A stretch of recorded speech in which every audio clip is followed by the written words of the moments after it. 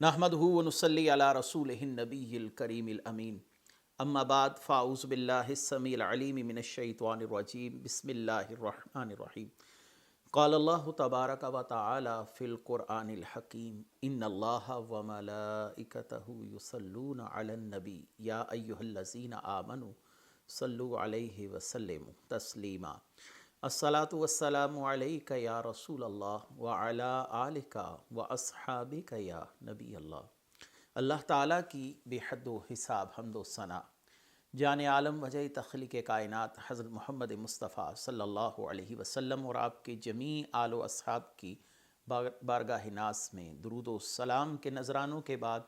انتہائی عزت اور احترام کے لائق سامعین ذی قدر میرے دینی اور یقینی دوستوں، بزرگ اور بھائیوں، آج کا یہ جو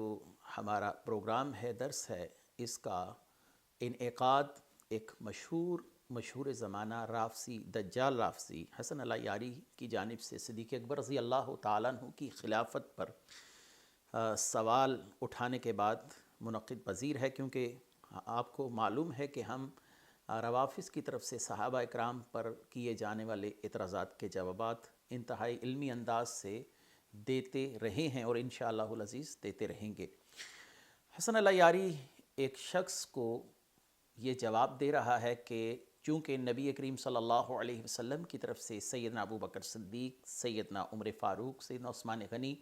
خلفائے ثلاثہ وغیرہ کی خلافتوں کا معاملہ ظاہر نہیں کیا گیا، نہ ہی قرآن میں ان کی خلافت کا تذکرہ ہے، نہ ہی رسول اللہ صلی اللہ علیہ وآلہ وسلم نے سیدنا ابو بکر صدیق رضی اللہ تعالیٰ عنہ کی خلافت پر کسی قسم کی کوئی گفتگو فرمائی، نہ ہی نص سے ثابت ہے، تو لہٰذا ثابت ہوا کہ یہ خلافت بدعت ہے۔ رہے مولا علی کرم اللہ وجہہ الکریم، تو مولا علی کے لیے رسول اللہ صلی اللہ علیہ وسلم نے ارشاد فرمایا انت خلیفتی من بعدی، اے علی میرے بعد آپ خلیفہ ہوں گے۔ تو لہٰذا جس کو اللہ نے اور رسول اللہ صلی اللہ علیہ وآلہ وسلم نے فرمایا ہو کہ وہ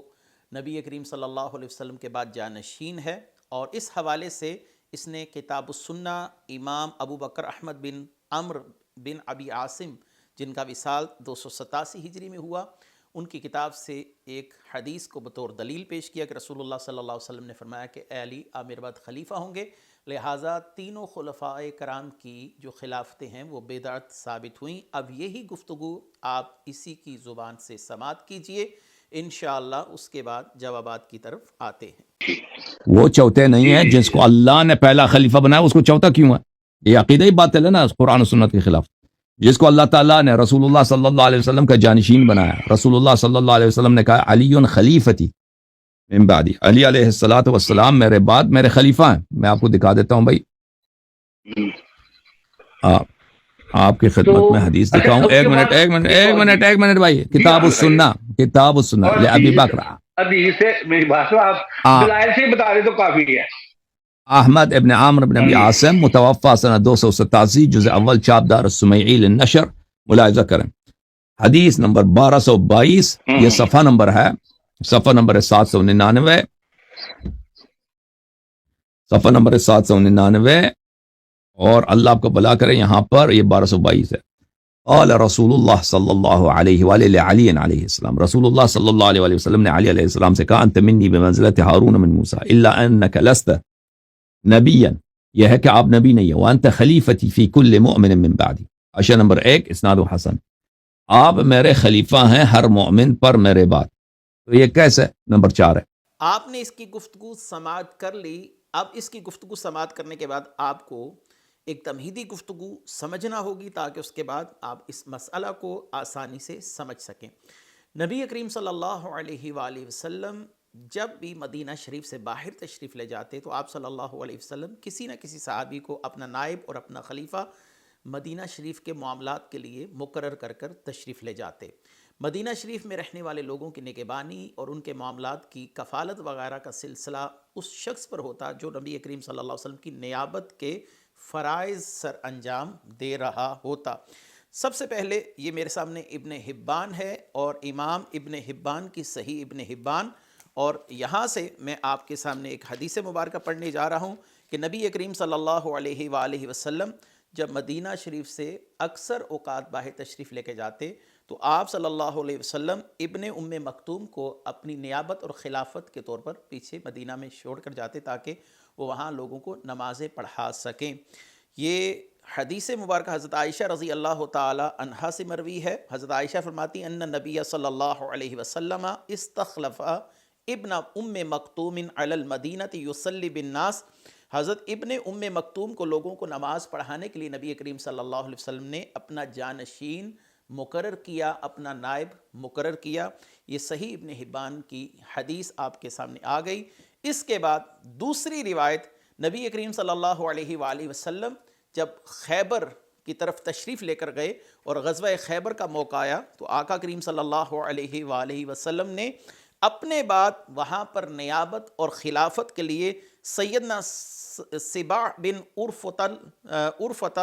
الغفاری کو منتخب فرمایا۔ یہ بھی صحیح ابن حبان ہے، اور صحیح ابن حبان میں حضرت ابو ہریرہ رضی اللہ تعالیٰ عنہ کے ایمان لانے کے واقعے کو امام ابو حاتم رازی یعنی امام ابن حبان بیان فرماتے ہیں فقادم المدینہ ورسول اللہ صلی اللہ علیہ وسلم خارج نحو خیبر وعلی المدینہ سباع ابن عرفۃ الغفاری استخلفہ رسول اللہ صلی اللہ علیہ وسلم، کہ جب حضرت ابو ہریرہ رضی اللہ تعالیٰ عنہ نے قبیلہ دوس میں اسلام قبول کیا تو وہ مدینہ منورہ میں حاضر ہوئے، تو اس وقت رسول اللہ صلی اللہ علیہ وسلم کی غیر حاضری میں مدینہ منورہ میں جب رسول اللہ صلی اللہ علیہ وسلم خیبر کی طرف تشریف لے کر گئے تھے غزوہ خیبر کے لیے، تو آپ صلی اللہ علیہ وسلم کی نیابت اور خلافت کے طور پر یہ فریضہ جو تھا وہ سیدنا سباع بن عرفۃ الغفاری،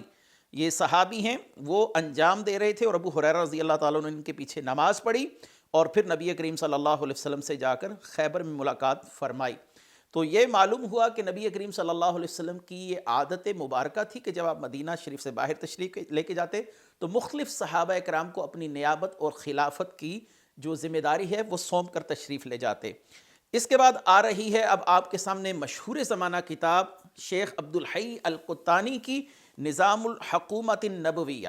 نبی کریم صلی اللہ علیہ وسلم کے دور اقدس کے اندر جو نظام چل رہا تھا آپ صلی اللہ علیہ وسلم کی حکومت کا، اس حوالے سے ایک بہترین کتاب ہے، اور میں یہاں سے آپ کے سامنے یہ عربی متن آپ کے سامنے آ رہا ہے، لیکن چونکہ متن طویل ہے میں صرف اس کے ترجمے پر اکتفا کرتا ہوں۔ یہاں پر ہے کہ امام عراقی فرماتے ہیں شرح التقریب میں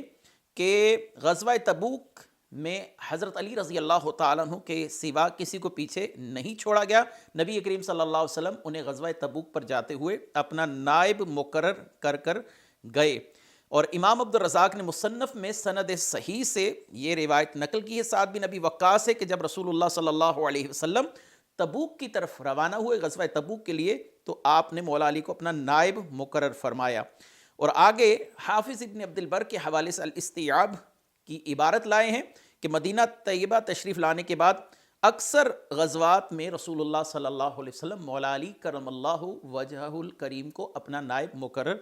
کیا کرتے تھے۔ مزید یہ کیا بیان فرماتے ہیں کہ شیخ اکبر محی الدین ابن عربی اپنی کتاب محاضرۃ الابرار میں فرماتے ہیں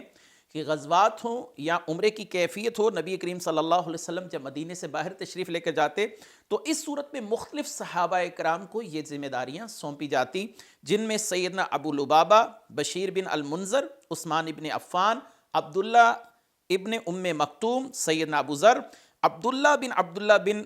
ابی سلول، سبع بن عرفۃ، نمیلہ بن عبداللہ اللیثی، عریف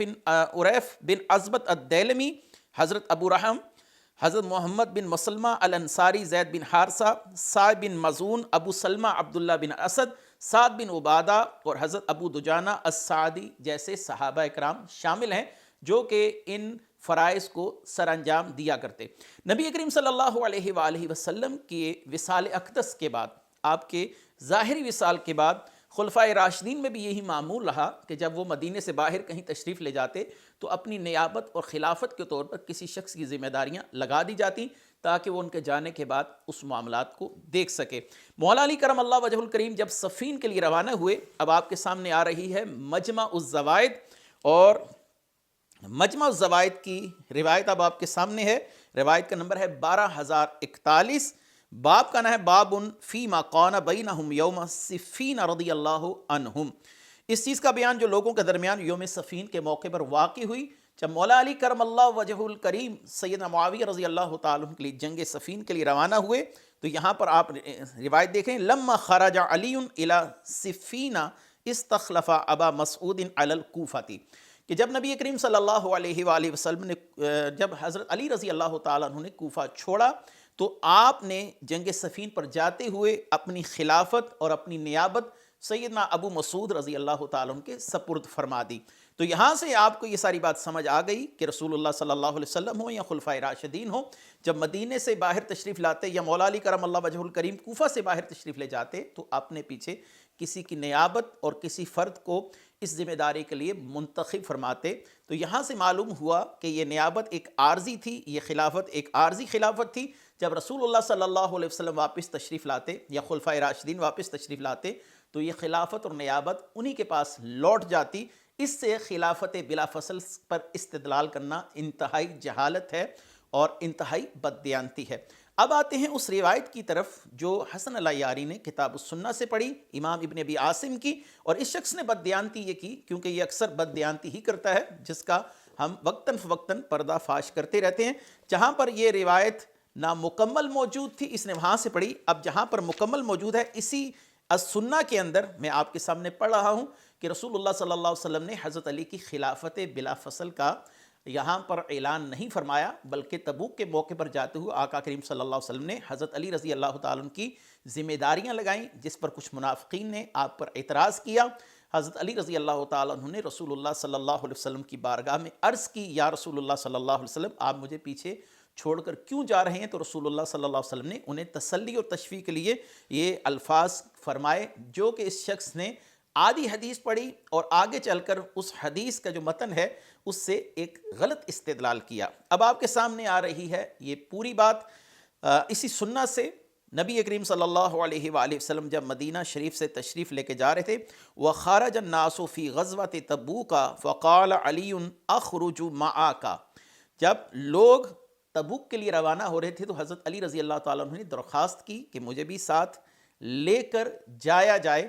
قال اللہ، تو نبی کریم صلی اللہ علیہ وسلم نے فرمایا نہیں۔ قال فبقا، تو حضرت علی رضی اللہ تعالیٰ عنہ اس بات پر رنجیدہ ہوئے اور آپ رونے لگے۔ قال، نبی کریم صلی اللہ علیہ وسلم نے فرمایا افلا ترضى ان تكون منی بمنزلۃ ہارون من موسیٰ، کیا آپ اس بات پر راضی نہیں کہ آپ کی نسبت میرے ساتھ وہی ہے جو حضرت ہارون علیہ السلام کی موسیٰ علیہ السلام کے ساتھ تھی؟ یعنی جب حضرت موسیٰ علیہ السلام کوہ طور پر گئے تھے تو امت کی نگہبانی اور اپنی نیابت حضرت ہارون علیہ السلام کو سپرد کر کر گئے تھے، اور آگے فرمایا الا انک لست بنبی، ہاں مگر آپ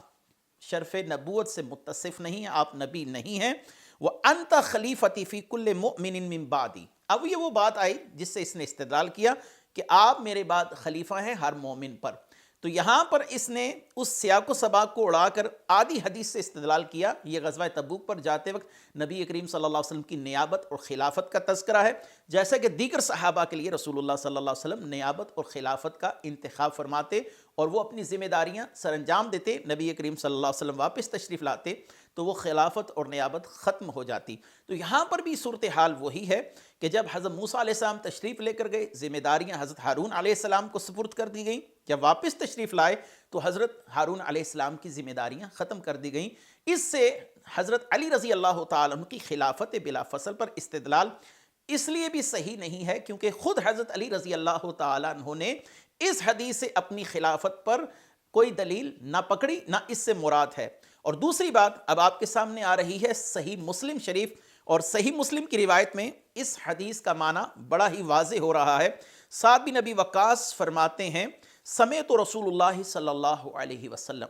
یقول له خلفه فی بعض مغازیہ فقال له علی یا رسول اللہ خلفتنی مع النساء والصبیان، کہ نبی کریم صلی اللہ علیہ وسلم بعض غزوات میں حضرت علی کو پیچھے چھوڑ گئے تو حضرت علی نے عرض کیا یا رسول اللہ آپ مجھے عورتوں اور بچوں پر خلافت اور نیابت کے لیے چھوڑ کر جا رہے ہیں۔ تو معلوم ہوا کہ یہ خلافت اور نیابت خلیفہ بلا فصل والی نہیں ہے، یہ ایک عارضی خلافت اور نیابت ہے کہ جب نبی کریم صلی اللہ علیہ وسلم مدینے میں نہیں ہے تو وہاں پر رہنے والے بچے اور عورتیں اور بوڑھے افراد اور وہ تمام افراد بشمول ان 3 صحابہ کے جو مدینے میں پیچھے تھے آپ رضی اللہ تعالیٰ عنہ کو ان کی نگہبانی کے لیے مقرر کیا گیا، کیونکہ اس کا اندازہ ہمیں ان الفاظ سے ہو رہا ہے خلفتنی مع النساء والصبیان، کہ آپ مجھے صرف عورتوں اور بچوں کے لیے پیچھے چھوڑ کر جا رہے ہیں۔ تو معلوم ہوا کہ حضرت علی نے بھی اس حدیث سے اپنی خلافت بلا فصل کا کوئی موقف نہیں سمجھا، یا اس حدیث سے کوئی خلافت بلا فصل کی دلیل سامنے نہیں آتی۔ تو یہ صحیح مسلم کی روایت نے بھی اس مسئلہ کو واضح کیا۔ السنہ میں موجود اس روایت کے پورے متن نے ہمارے سامنے تمام صورتحال کو واضح کر دیا۔ اب اس شخص کا اعتراض یہ ہے کہ حضرت علی رضی اللہ تعالیٰ عنہ کی خلافت چونکہ نص سے ثابت ہے، اور خلفائے راشدین بالخصوص حضرت ابو بکر صدیق رضی اللہ تعالیٰ عنہ کی خلافت یہ ثابت نہیں ہے، تو پہلی بات تو یہ ہے کہ ہم اہل سنت کا نظریہ اور عقیدہ یہ ہے کہ قرآن بھی دلیل شرعی ہے، حدیث بھی دلیل شرعی ہے، اور اجماع امت بھی دلیل شرعی ہے، اور صدیق اکبر رضی اللہ تعالیٰ عنہ کی خلافت اجماع صحابہ سے مقرر اور منعقد ہوئی، جس میں مہاجرین و انصار دونوں گروہ شامل تھے۔ یہ اب آپ کے سامنے آ رہی ہے المستدرک۔ المستدرک کے اندر یہ سیدنا علی کرم اللہ وجہ الکریم کے اپنے الفاظ ہیں، ان کو ذرا ملاحظہ کیجئے۔ ابو وائل کہتے ہیں قیل لعلی بن ابی طالب الا تستخلف علینا قال ما استخلف رسول اللہ صلی اللہ علیہ وسلم، کہ حضرت علی سے کہا گیا کہ آپ اپنا جانشین، اپنا خلیفہ مقرر کیوں نہیں کرتے، تو آپ نے فرمایا کہ نبی کریم صلی اللہ علیہ وسلم نے کسی کو جانشین مقرر نہیں کیا۔ تو معلوم ہوا کہ جو حدیث اس دجال رافسی نے پڑھی اس سے خلافت بلا فصل پر استدلال اس کی خانہ ساز تشریح ہے۔ مولا علی فرما رہے ہیں کہ مستخلف رسول اللہ صلی اللہ علیہ وسلم، رسول اللہ نے اپنے بعد جانشین کسی کو مقرر نہیں کیا۔ فاستخلفوا ولکن ان یرید اللہ بالناس خیرا فسیجمعہم بعد علی خیرہم کما جمعہم بعد نبیہم علی خیرہم،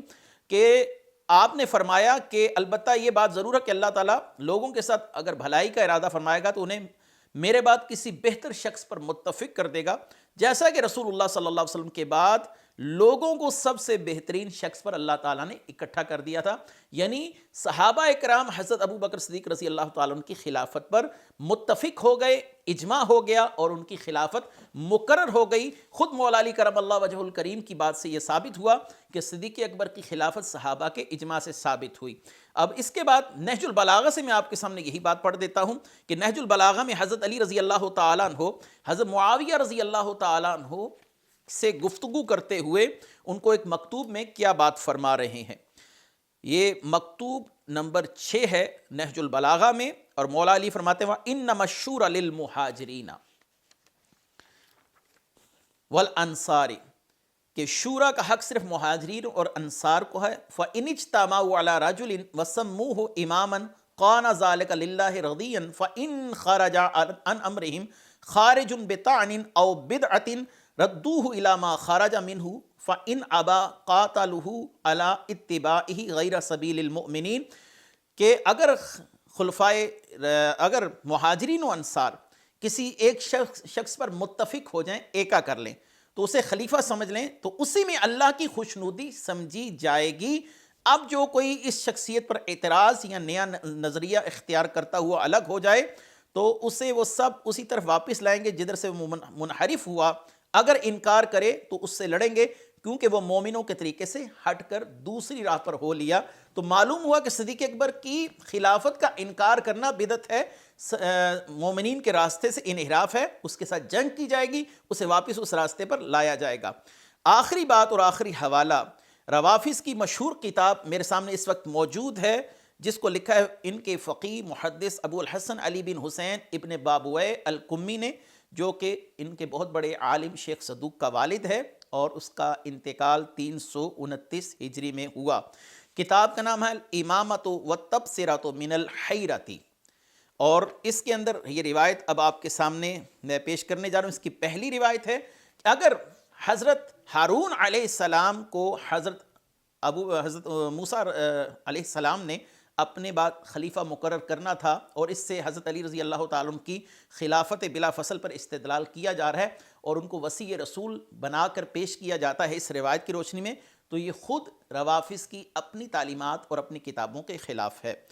ان کی پہلی روایت اسی کتاب سے ہے کہ حضرت موسیٰ علیہ السلام نے یوشع کو اپنا وصی بنایا، نہ کہ حضرت ہارون علیہ السلام کو۔ تو حضرت ہارون علیہ السلام کا ذکر کر کر حضرت علی کی خلافت اور ان کا وصی رسول ہونا کیسے ثابت کیا جا سکتا ہے؟ یہ اب آپ کے سامنے آ رہی یہی کتاب، اور اس کا میں صرف اتنا ہی جملہ پڑھوں جس سے استدلال کرنا ہے۔ وَأَوْصَى مُوسَىٰ إِلَىٰ يُوشَع بْنِ النُّونِ، کہ موسیٰ علیہ السلام نے، موسیٰ بن عمران نے جناب یوشع بن نون کو اپنا وصی بنایا۔ تو جب حضرت ہارون علیہ السلام وصی ہی نہیں ہیں حضرت موسیٰ علیہ السلام کے، تو اس حدیث سے جناب سیدنا علی کرم اللہ وجہ الکریم کے وصی رسول ہونے پر اور خلافت بلا